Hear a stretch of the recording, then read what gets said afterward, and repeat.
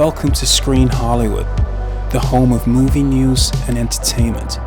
Don't forget to like, share, and subscribe. Now let's talk about the big one, Skeletor, played by the extremely controversial Jared Leto. Now, Screen Hollywood subscribers already know my feelings about Jared Leto. I've been very critical of some of his performances over the years. So, going into this movie, I was honestly worried.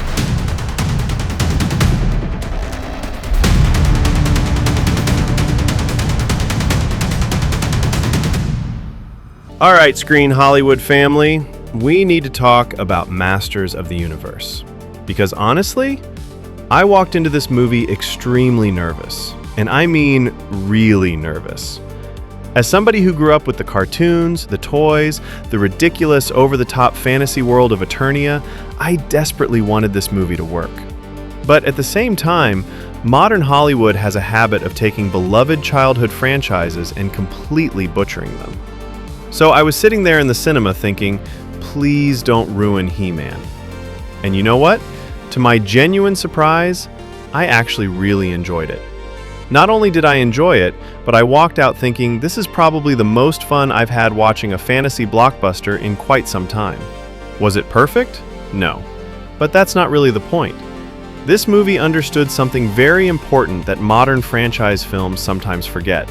Masters of the Universe is supposed to be fun, and this movie absolutely embraces that. It's exciting, it's funny, it's goofy in the best possible way. And most importantly, it stays incredibly respectful to the source material.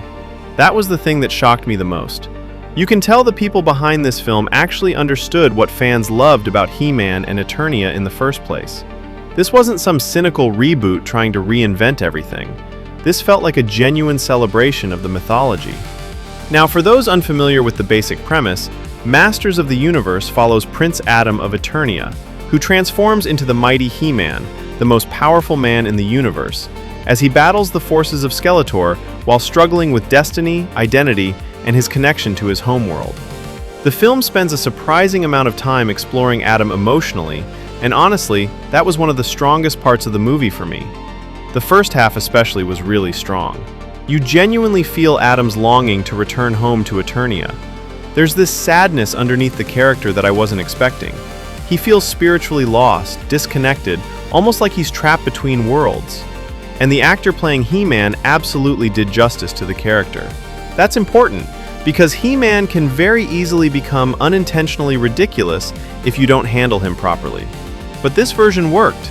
He felt heroic without becoming cringe, powerful without feeling cartoonishly invincible, and charismatic enough that you actually rooted for him. The movie understood that He-Man isn't just about muscles and swords. He's supposed to represent hope, courage, and larger-than-life heroism. And thankfully, the film embraces that old-school fantasy energy instead of trying to deconstruct it. Now, another huge standout for me was Man-at-Arms, played by Idris Elba. Absolutely brilliant casting. As always, Idris Elba brings presence to every scene he's in. But what I liked here was that the character wasn't just reduced to a generic mentor figure. There's an emotional journey underneath the surface. He's a warrior who's lost his direction, and throughout the film, you see him rediscover purpose and greatness again. And honestly, some of the funniest moments in the movie come through his interactions with Adam. You can tell Elba was having fun with the role, and that energy becomes infectious throughout the movie. Then you have Teela, played by Camila Mendes, who I thought was actually really convincing. She serves as Adam's guide through large sections of the first half of the film, and I thought the chemistry between the characters worked really well. Teela came across strong, intelligent, capable, but still grounded enough that she never overshadowed Adam's journey. That balance is important, because this movie never forgets who the main hero is. Now, one criticism I've seen floating around online is that the movie is predictable. And honestly, yeah, parts of it are. There are moments where you can absolutely see where the story is heading. And yes, the film is heavily stylized with glossy visual effects and huge CGI-heavy fantasy environments. But here's the thing, it didn't ruin my enjoyment at all, because the movie knew exactly what it wanted to be. That's something I respected massively. The filmmakers clearly had objectives from the start. Number 1, honor the lore and heritage of He-Man. Check. Number 2, Make the movie entertaining and genuinely funny. Check. Number 3, don't take yourself too seriously. Massive check. And finally, deliver exciting fantasy action. Again, check. This movie isn't trying to be Dune. It's not trying to be some ultra-serious philosophical masterpiece. It's trying to deliver a colorful, larger-than-life fantasy adventure that captures the spirit of the original cartoons. And honestly, it succeeds. What surprised me most was how family-friendly the movie felt in the best possible way. This is the perfect movie for parents who grew up watching the original He-Man cartoons back in the 80s, but it's also a fantastic introduction for younger audiences who know absolutely nothing about Eternia. That's a very difficult balance to pull off, because nostalgia bait alone doesn't work anymore. You need younger audiences to connect as well, and I think this movie handles that surprisingly well. Now, I also need to talk about one thing that absolutely caught me off guard. The movie actually pokes fun at modern Hollywood culture and wokeness during the first half of the film. There's this running gag with Adam being surrounded by these over-the-top, crazy liberal personalities at work, and honestly, some of it was hilarious. The audience at my screening was laughing pretty hard at certain moments, and it never felt preachy. It felt playful. The movie wasn't screaming politics at you every 5 minutes. It was just having fun with modern absurdity. And in today's climate, that actually felt refreshing. Now, speaking of nostalgia, we need to talk about the cameo. Because when the original 1987 He-Man himself, Dolph Lundgren, appeared in the gym scene, the audience erupted. That was one of those genuinely awesome cinema moments. And then when he gives Adam the classic line, "Good journey." Man, if you're an old-school He-Man fan, that scene absolutely hits. It was such a respectful nod to the legacy of the franchise without feeling forced. That's how you do nostalgia properly. Now, not everything worked perfectly for me. I do think Evelyn was slightly underused. The actress did a good job with the role, and visually I thought the character looked fantastic, but she simply didn't get enough screen time. And that's unfortunate because Evelyn was such a major presence in the original cartoons. There was definitely more potential there. Hopefully, if this becomes a franchise, which it absolutely looks like they're setting up, they expand her role significantly, because there's a lot more they can do with that character. Now let's talk about the big one, Skeletor, played by the extremely controversial Jared Leto. Now, Screen Hollywood subscribers already know my feelings about Jared Leto. I've been very critical of some of his performances over the years. So, going into this movie, I was honestly worried. But credit where credit is due. He was excellent. Seriously, he fully committed to the role.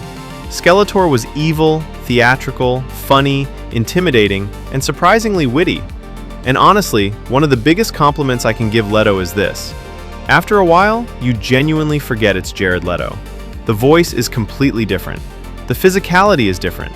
And obviously, because of the makeup and character design, you never actually see his face. So the performance fully becomes Skeletor instead of Jared Leto playing Skeletor. That's important. And for all the Leto haters out there, trust me, it's nowhere near as bad as you're expecting. Now, visually, this movie gave me serious Thor Ragnarok vibes at times. The vivid colors, the cosmic fantasy aesthetic, the goofy humor mixed with action. You can absolutely feel that influence. But weirdly enough, in certain moments, I also got major Flash Gordon vibes. And if you're old enough to remember that cult classic, you'll know exactly what I mean. There's this unapologetically over-the-top fantasy energy running throughout the film. The soundtrack especially gave me those old-school sci-fi adventure vibes. And honestly, I loved that. Because modern fantasy movies sometimes become so desperate to feel grounded and realistic that they lose their sense of imagination. This movie embraces imagination completely. It's loud, colorful, ridiculous, and proud of it, which honestly feels very true to what Masters of the Universe should be. The action sequences were also surprisingly solid. Nothing revolutionary, but entertaining, well-paced, and visually energetic. And that's another thing I appreciated about the movie overall, the pacing. This film moves. There's very little downtime where things become boring.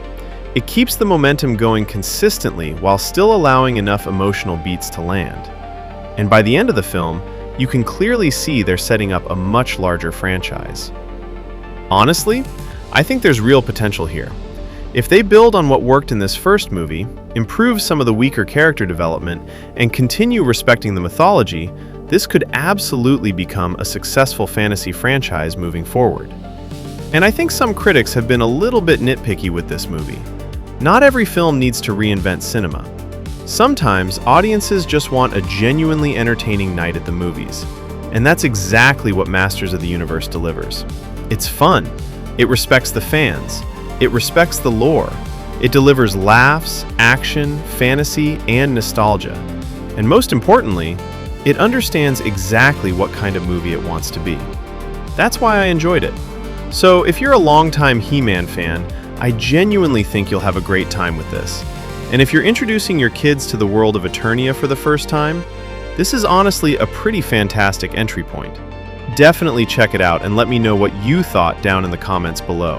Did the movie surprise you? Did Jared Leto win you over as Skeletor? And do you think this franchise has real potential moving forward? If you enjoyed the video, don't forget to hit the like button, subscribe, smash that notification bell, and join the Hollywood family so you never miss another Screen Hollywood breakdown, review, or movie deep dive. And I'll see you in the next one.